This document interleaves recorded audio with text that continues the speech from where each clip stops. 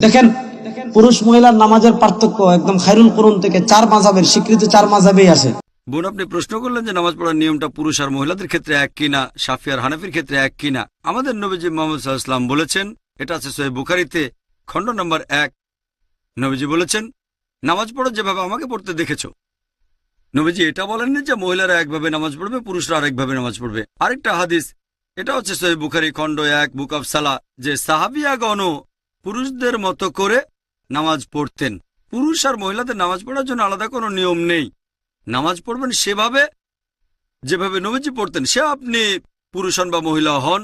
আমি জানি বাজারে এরকম কিছু বই পাওয়া যায়, ইন্ডিয়া সহ সারা পৃথিবীতেই বিভিন্ন মতবাদের লোকজন বলে মহিলাদের জন্য নামাজ পড়ার নিয়মটা আলাদা আর পুরুষদের নামাজ পড়ার নিয়ম আলাদা। এমন কোনো হাদিস নেই বা কোরআনের আয়াত নেই যেটা বলছে যে নামাজ পড়ার নিয়মটা পুরুষ এবং মহিলাদের আলাদা। আমি জানি অনেক বিশেষজ্ঞ নিজস্ব দৃষ্টিভঙ্গি থেকে বলে থাকেন যেহেতু মহিলাদের নিরাপত্তা দরকার তারা আলাদাভাবে নামাজ পড়বে, এটা হচ্ছে তাদের দৃষ্টিভঙ্গি। কিন্তু নবীজি কখনো বলেননি নামাজ পড়বো যেভাবে নবীজি পড়তেন।